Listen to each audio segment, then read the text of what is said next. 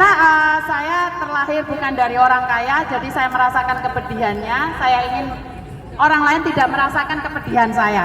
Itu sebuah prinsip dalam hidup saya. Jika dulu saya pernah menangis gara-gara peraturan, saya tidak ingin orang lain menangis dengan peraturan yang pernah saya rasakan. Jika saat ini saya tidak bisa terbang karena BPJS, saya harus cari tahu seperti apa sih BPJS itu, benar nggak sih? Bukan mentertawakan teman-teman yang nggak bisa terbang, itu bukan. Jadi jelaskan, tanyakan di mana salahnya. Jadi apakah pemerintah salah? Ya mungkin cara pemerintah menyampaikan pada kita itu majalah dinding, benar nggak sih? Jadi kalau majalah dinding kira-kira kalian baca nggak sih? Enggak, dilewati. Coba Miss Yuni jalan sret, pakai tadi simpen nenek kae, yuk lek nonton, bener nggak? Enek garangan liwat penontonnya 1 M. Jajal masalah pendidikan, mano bu, budal kabeh, gak tuwek gak nom, lek Miss Yuni nggak konten mano, budal. Padahal itu aib loh, saya tahu aib. Tapi utek kita itu tekanan loh mbak, bener nggak sih? Kita kadang-kadang bukan menertawakan yang sengsara, tapi itu pelajaran buat kita. Saya tidak tahu apa kalian ya. Saat orang lain jatuh, kita bukan menertawakan, tapi kita belajar jangan sampai kita seperti itu. Bener nggak sih? Dan dari kasus, coba banteng gitu. Jadi kalau Faruk itu ditangkap, saya tidak ingin ada Faruk yang lainnya. Ya saya tahu korbannya Faruk itu goblok, tahu.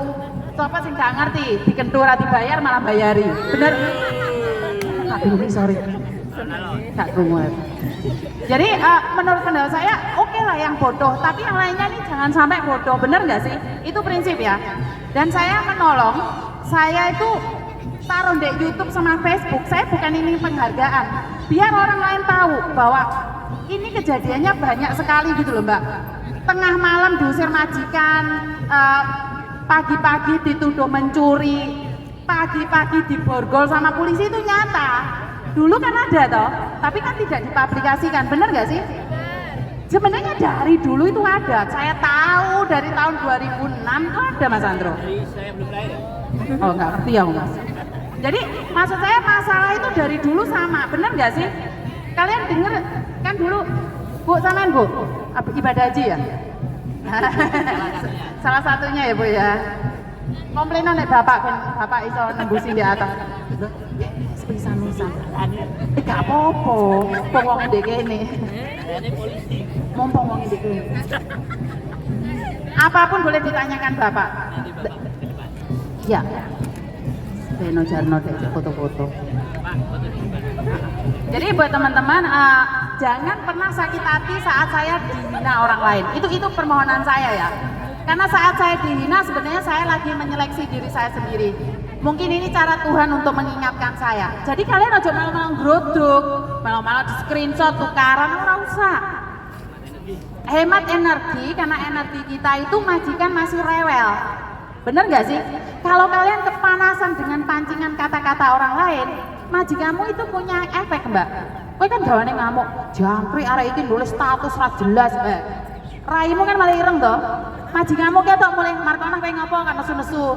Kae lho mbok nggih status gak jelas. Iya kan? Saya tidak inginkan itu. Sing apik-apik sing delok, sing elek rasa didelok, lewati saja. Jadi karena saya tidak pernah berbicara di publik ya, ini pertama kali sebenarnya saya gemeter melihat kalian, bukan kalian gemeter lihat saya gemeter lihat kalian, karena respon kalian sangat baik sekali. Bantu saya doa agar saya tetap bisa bersembunyi di ketiak-ketiak orang besar. Lele mereka ada masalah kan aku iso takok Pak D.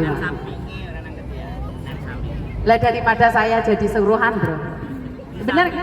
Jadi kalau ada pun prinsip-prinsip orang menghina saya cuma minta jangan ditanggapi. Bikin suasana dingin aja deh. Jangan di screenshot, jangan diadu dombakan. Cukup kalian yang tahu lewati. Itu cara saya, skip aja. Karena kedepannya kita itu masih banyak yang kita tidak tahu mbak. Jujur ya, saya itu tidak pernah tahu aturan pemerintah. Jadi saya itu mau belajar. Selama ini kan kayak ditutup-tutupi ya peraturan itu ya. Roro iso terbang, Roro kon bayar iki, bayar iku. Apa itu salah? Ya menurut pemerintah nggak salah ya nggak salah dong. Tapi menurut saya ribet. Benar nggak sih? Betul. Jadi Pak Beni saya minta pertanggungjawabannya Pak. Cik ngomong deh. Ya, Pak Beni masih asik nanti. Jadi kadang yang kita lihat di sosial media itu sebenarnya bukan sebenarnya yang terjadi. Jadi ini pembelajaran buat kita semuanya bahwa apa yang terjadi di sosial media itu bisa by design, bisa karena pingin banyak yang komen. Ini yang banyak sekali lagi di sosial media itu sering. Coba kalau kita lihat ya di salah satu grup itu mereka ngomongin wahwan, mereka ngomongin sesuatu yang kayak gitu kan. Oke, yang kalau buat hiburan buat saya itu saya selalu baca komennya. Jadi itu hanya just for fun. Jadi jangan sampai, tapi ada juga yang terbawa sampai ribut. Karena memang mereka nyetatus itu untuk memancing. Nah di situ, jadi kadang-kadang banyak sekali yang berkeliaran di sosial media. Dan aku nggak ngerti ya, yang biasanya nyinyir di sosial media ada nggak di sini ya? mumpung lagi HP-nya nyala semua ya, mumpung HP-nya nyala semua, aku bilang yang nyinyir sebenarnya ada di sini nggak ya? Soalnya bapaknya ada di sini gitu loh. Suara ini nggak sampai bawah jembatan sana loh, soalnya di bawah jembatan sana kelihatannya. Jadi buat teman-teman semuanya stay calm. Hah? Oh jadi omong. Mereka pada tahu semuanya. Stay calm. Jadi fokus kalian adalah kemajikan. Menurut saya. Nggak ada yang di sini. Kalau ada di sini dia pasti nanya. Dia pasti ngeyel. Karena nggak ada.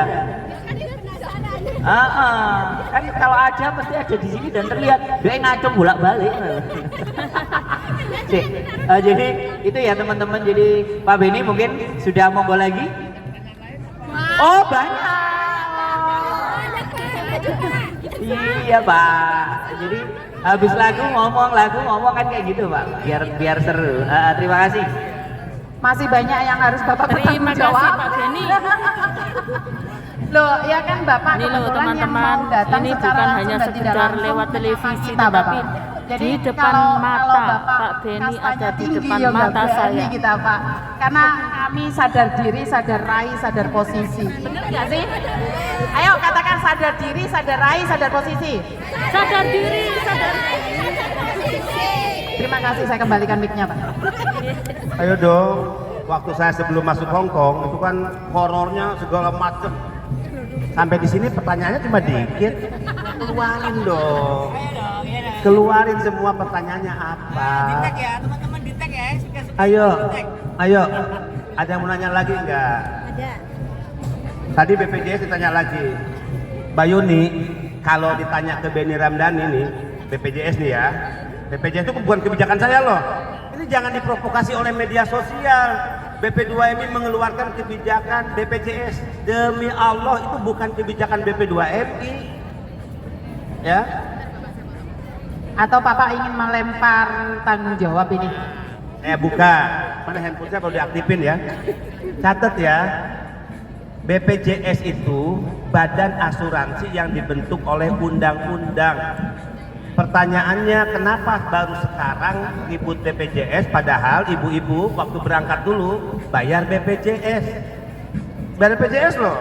Tahu ya PT yang ini. Kenapa? Bayar. Kecuali kalau bisa berarti Bagaimana Pak itu kalau yang paling bisa? ya, tunggu ya. Waktu pertama berangkat itu bayar BPJS syarat. Tidak mungkin orang bisa berangkat ke luar negeri tanpa bayar BPJS. Nggak ada. Oke. Berarti PT yang bertanggung jawab seperti itu ya Bapak. Seperti Mbaknya kan bilang dia tidak nih. Tapi bagaimana bisa terbang kan nggak mungkin, benar nggak? Nah, itu nggak mungkin ya, Mbak. Mungkin tidak terbuka aja diberitahu. Nah inilah pentingnya edukasi ya.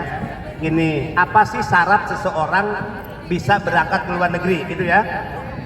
Nah jangan-jangan PMI tidak pernah diedukasi apa sih syarat seseorang bisa berangkat ke luar negeri. Satu, surat izin suami, harus kan? Syarat kok itu. Dua, paspor kan? Ya, Visa kan? ya, Medical check up. betul. Kemudian sertifikasi kompetensi yang menyatakan bahwa dia sudah ikut pelatihan. Ya, Termasuk BPJS. BPJS itu bukan urusan BP2MI, paspor bukan urusan BP2MI, visa bukan urusan BP2MI, medical check up bukan urusan BP2MI. BP2MI nggak ngurusin cuannya.